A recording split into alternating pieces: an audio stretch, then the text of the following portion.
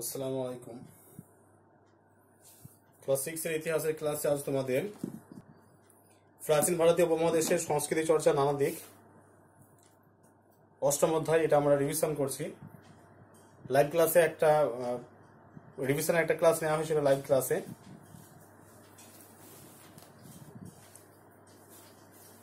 তারপর যতদূর লাইভ ক্লাসে করানো হয়েছিল তারপর যে বিষয়গুলো আছে সেগুলো নিয়ে আজকে শুরু করব। পেজ নাম্বার 113, প্রাচীন ভারতীয় উপমহাদেশের সাহিত্য চর্চা। সাহিত্য চর্চা থেকে যে প্রশ্নগুলো হয় সেগুলো আজকে আমরা জানবো।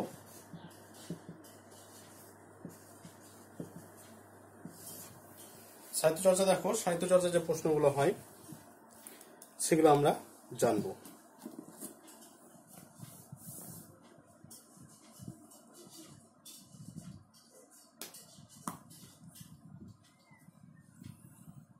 অষ্টাধ্যায়ী গ্রন্থটি কার লেখা?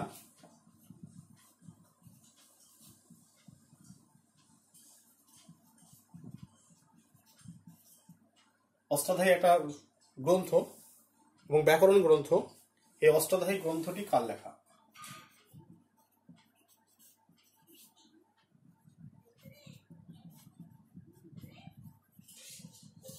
অষ্টাধ্যায়ী একটা গ্রন্থ, সংস্কৃত গ্রন্থ বইটা। এই গ্রন্থটি কার লেখা? এটা হচ্ছে পাণিনির লেখা।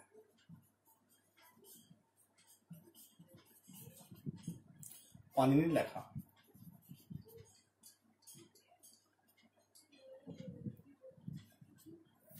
অষ্টাধ্যায়ী গ্রন্থটি লিখেছেন পাণিনি। তারপরে আছে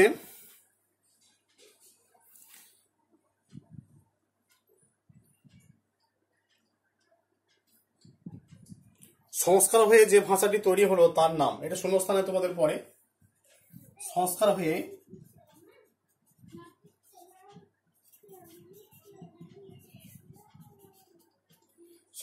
যে ভাষাটা তৈরি হলো, সংস্কার হয়ে যে ভাষাটা তৈরি হলো, সংস্কার হয়ে যে ভাষাটা তৈরি হলো তারই নাম, শূন্যস্থান থাকে, তারই নাম কি না সংস্কৃত। সংস্কার হয়ে যে ভাষাটা তৈরি হলো তারই নাম সংস্কৃত।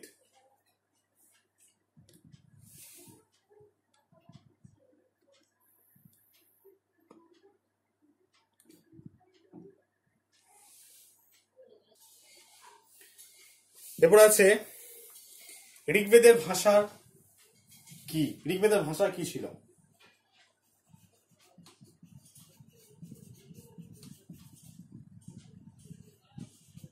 ঋগ্বেদের ভাষার নাম কি?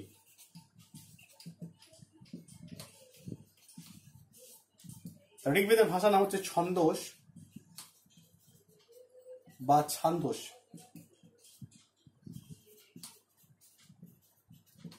এগুলো আমরা সব আগে করেছি, এগুলো রিভিশন ক্লাস চলছে।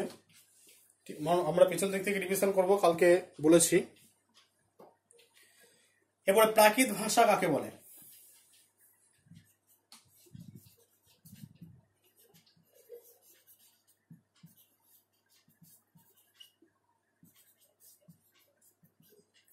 প্রাকৃত ভাষা কাকে বলে?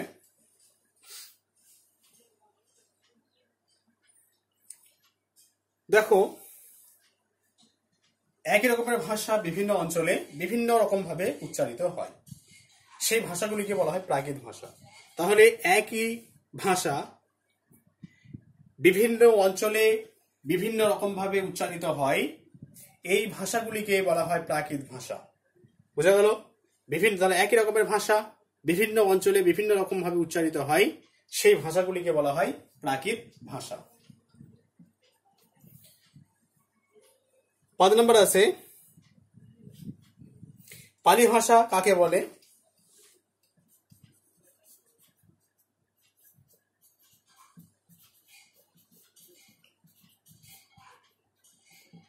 পালি ভাষা কাকে বলে? এই ছন্দোস বা ছান্দোস, অর্থাৎ ঋগ্বেদের ভাষা ছন্দোস বা ছান্দোস ভেঙে যে ভাষা তৈরি হয় তা হলো পালি ভাষা।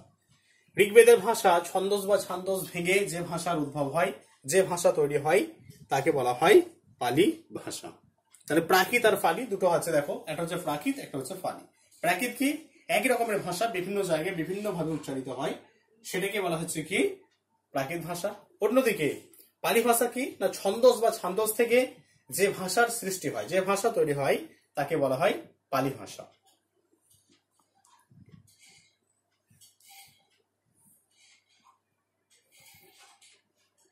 এবার জৈন ধর্মের সাহিত্য কোন ভাষায় লেখা? প্রশ্ন আছে তোমাদের।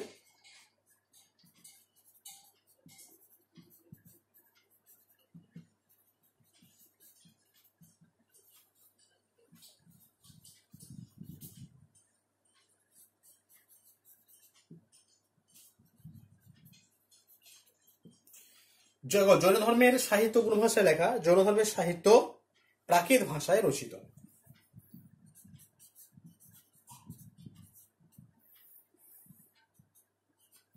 জৈন ধর্মের সাহিত্য প্রাকৃত ভাষায় রচিত।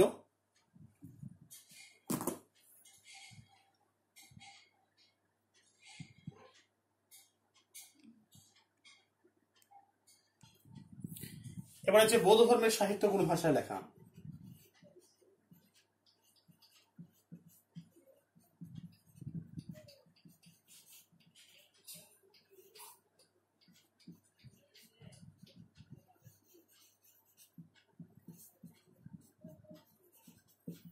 বৌদ্ধ ধর্মের সাহিত্য কোন ভাষায় লেখা? এটা হচ্ছে পালি ভাষায় লেখা।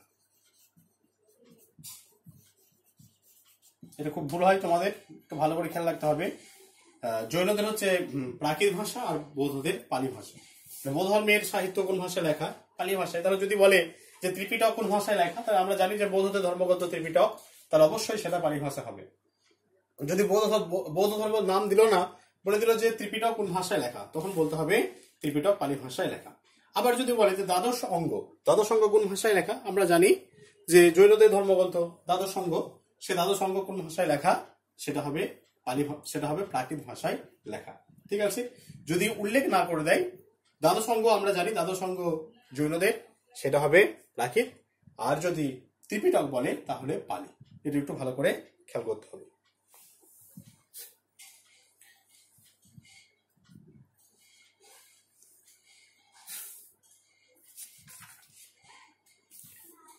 এরপরে আছে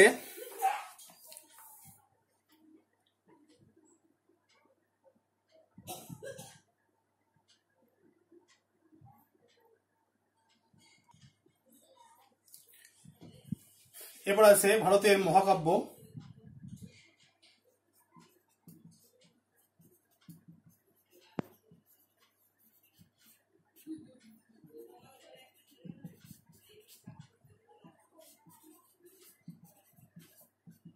ভারতের মহাকাব্য কয়টি, কি কি? ভারতের মহাকাব্য দুটি, রামায়ণ ও মহাভারত। এটা আমরা জানি, এটা অনেকবার আলোচনা করেছি। রামায়ণ আর মহাভারত, ঠিক আছে। তাহলে রামায়ণ আর মহাভারত এদের হচ্ছে ভারতবর্ষের মহাকাব্য। রামায়ণ কার লেখা? রামায়ণ হচ্ছে বাল্মীকি মুনির লেখা, সংস্কৃত ভাষায়।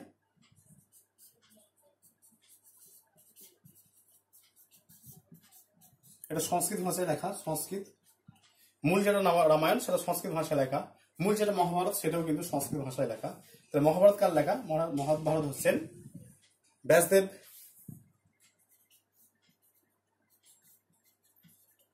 বা কৃষ্ণ দ্বৈপায়ন ব্যাস।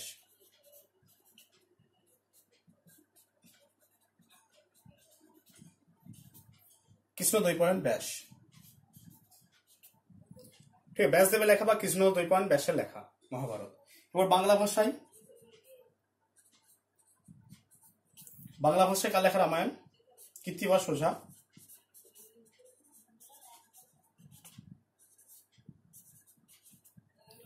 আর মহাভারত হচ্ছে বাংলা ভাষায় কার লেখা? কাশিরাম দাস।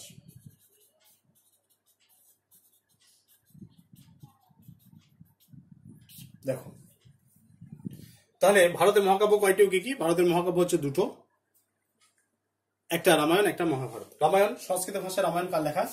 মূল যেটা রামায়ণ সেটা সংস্কৃত ভাষায় লেখা, এটা লিখেছিলেন বাল্মীকি মুনি।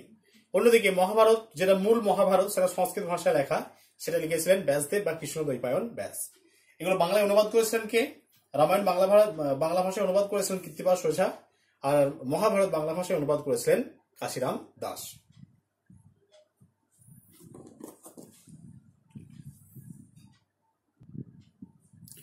নাম্বার মহাভারতের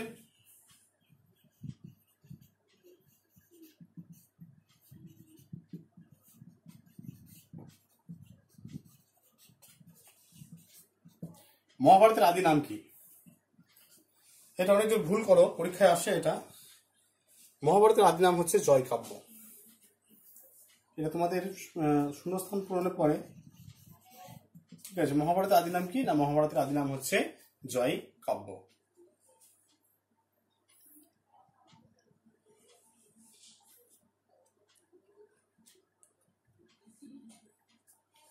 আবার পঞ্চম বেদ, মহাভারতকে পঞ্চম বেদ বলা হতো।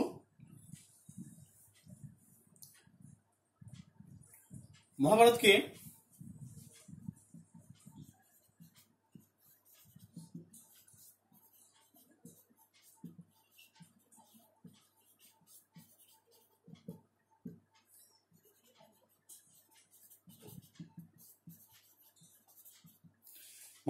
পঞ্চম বেদ বলা হয় কেন? আগেকার দিনে মানুষের ধারণা ছিল যে মহাভারত পাঠ করলে বেদ পাঠের মতোই পুণ্য পাওয়া যায়, সুফল পাওয়া যায়, তাই মহাভারতের অপর নাম বা মহাভারতকে পঞ্চম বেদ বলা হয়। তাহলে বেদ চারটি আমরা জানি, ঋগ্বেদ, সামবেদ, যজুর্বেদ এবং অথর্ববেদ। ঋগ্বেদ, সামবেদ, যজুর্বেদ এবং অথর্ববেদ চারটি বেদ আছে, কিন্তু এই মহাভারত পাঠ করলে বেদের মতোই যেহেতু সুফল পাওয়া যায়, তাই এই কারণে এই মহাভারতের নাম পঞ্চম বেদ। ঠিক আছে, পঞ্চম বেদ, তার বেদ চারটি, ঋগ্বেদ, সামবেদ, যজুর্বেদ, অথর্ববেদ। তাহলে বেদের মতোই পুণ্য পাওয়া যায় মহাভারত পাঠ করলে, সে কারণে একে বলা হয় পঞ্চম বেদ।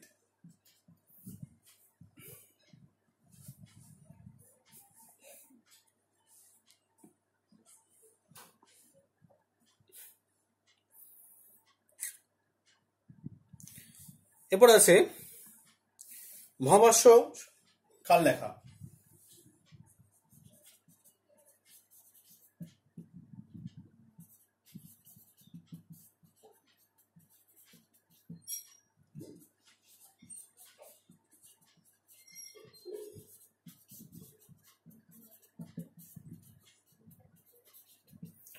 মহাভাষ্য গ্রন্থটি পতঞ্জলির লেখা।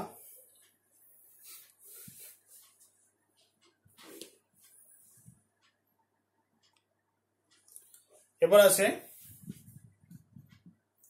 গাথা সপ্তশতী।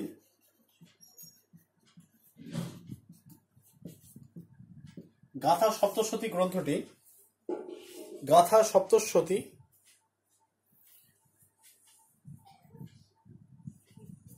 দন্ত ছয় তালবস্য হয়, তোমাদের বই তালবস্য দেওয়া আছে। গাথা সপ্তশতী গ্রন্থটি কার লেখা?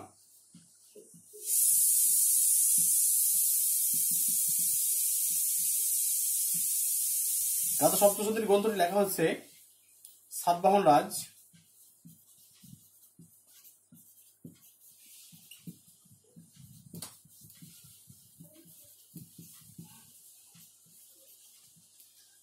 রাজা বা রাজ হালের লেখা। সিরিয়াল নাম্বারটা দেখবে, তোমরা ঠিক করে নেবে যদি ভুল হয়।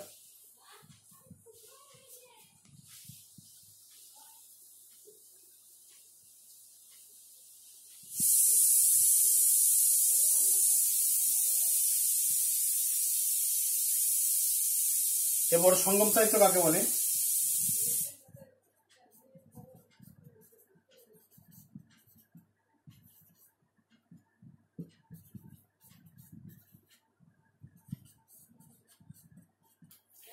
সঙ্গম সাহিত্য কাকে বলে? দেখো, দক্ষিণ ভারতের মাদুরাই নগরীতে 3টি সাহিত্য সম্মেলন বসেছিল। দক্ষিণ ভারতের মাদুরাই নগরীতে 3টি সাহিত্য সম্মেলন বসেছিল। এই সঙ্গম মানে কিন্তু এক জায়গায় একত্রিত হওয়া বা জড়ো হওয়া। যেহেতু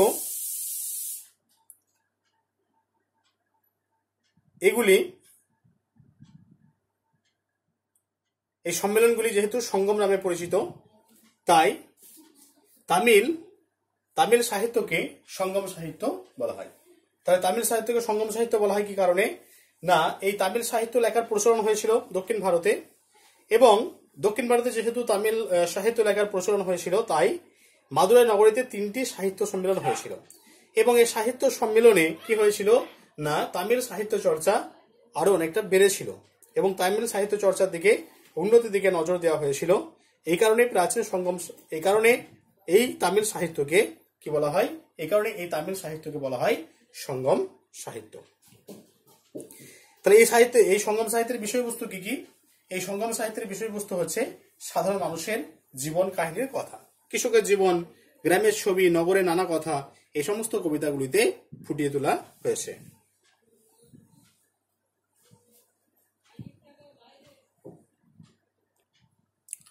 এবার আছে চিকিৎসা নিয়ে লেখা।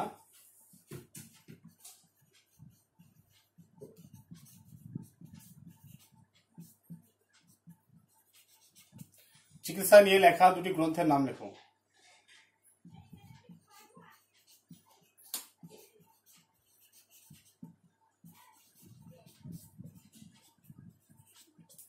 চিকিৎসা নিয়ে লেখা দুটি গ্রন্থের নাম।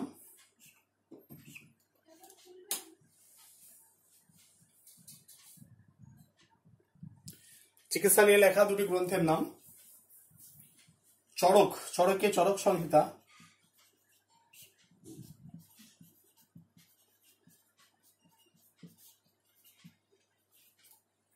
তাহলে চরক সংহিতা, এটা চরক সংহিতা কার লেখা? চরকের। আর এটা হচ্ছে সুশ্রুত সংহিতা।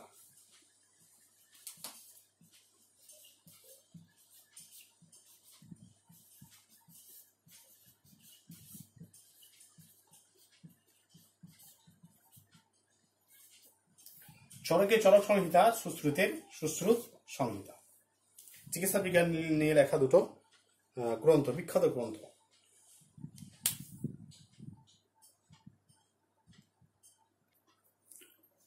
এরপর আছে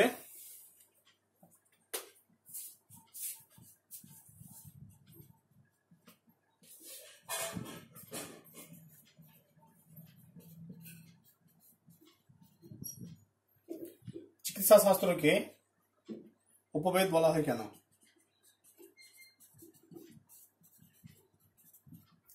চিকিৎসা শাস্ত্রকে উপবেদ বলা হয় কেন?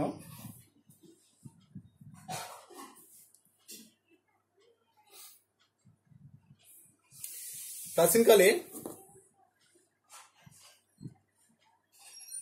চিকিৎসা বিজ্ঞান নিয়ে যেমন লেখালেখি শুরু হয়েছিল, চরক সংহিতা, সুশ্রুত সংহিতা, এই সমস্ত গ্রন্থ থেকে আমরা চিকিৎসা বিষয়ে অনেক আমরা জিনিস পাই চিকিৎসা বিষয়ে। এছাড়াও কি এই সময় নানা রকমের ওষুধ এবং অস্ত্রোপচারের কথা আমরা জানতে পারি। ঠিক আছে, অস্ত্রোপচারও সেই সময় হতো এবং বিভিন্ন রকমের বা নানা রকমের ওষুধও আমরা, ওষুধের আবিষ্কার এই সময় হয়েছিল বা ওষুধের এই সময় মানুষ সন্ধান পেয়েছিল। সেই সময় সমাজে চিকিৎসার গুরুত্বটা অনেকখানি বেড়ে যায়। সমাজে চিকিৎসার যে গুরুত্ব, সেই চিকিৎসার গুরুত্বটা অনেকখানি বেড়ে যায়। এই কারণের জন্য চিকিৎসা শাস্ত্রকে উপবেদ বলা হয়।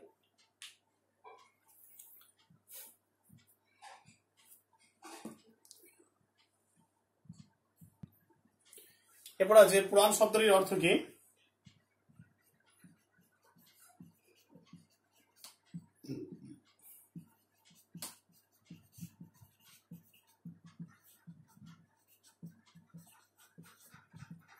দুটি পুরাণের উদাহরণ দাও।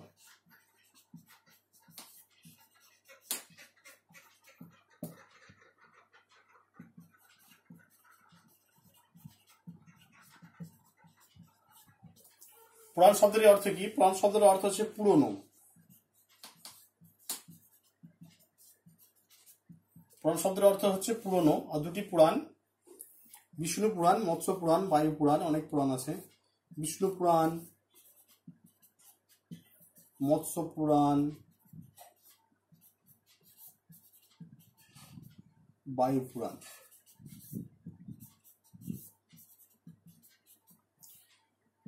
বিষ্ণু পুরাণ, মৎস্য পুরাণ, বায়ু পুরাণ।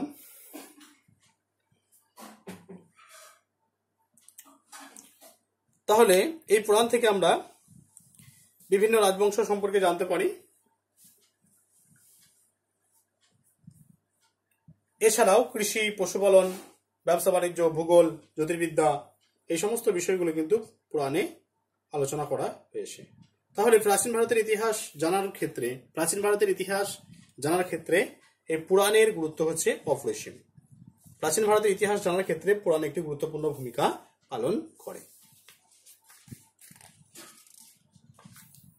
আজ তোমাদের পেজ নাম্বার 115 পাতা পর্যন্ত আলোচনা করা হলো। পেজ নাম্বার 115 পাতা পর্যন্ত আজকে আলোচনা করা হলো। ঠিক আছে, যে প্রশ্নগুলো দেওয়া হলো সবাই খাতায় ভালো করে তৈরি করবে। এগুলো আমাদের রিভিশন ক্লাস, আগে এগুলো একবার পড়ানো হয়েছে। যাদের খাতায় করা আছে তারা একবার মিলিয়ে নেবে উত্তরগুলো ঠিকঠাক হচ্ছে কিনা।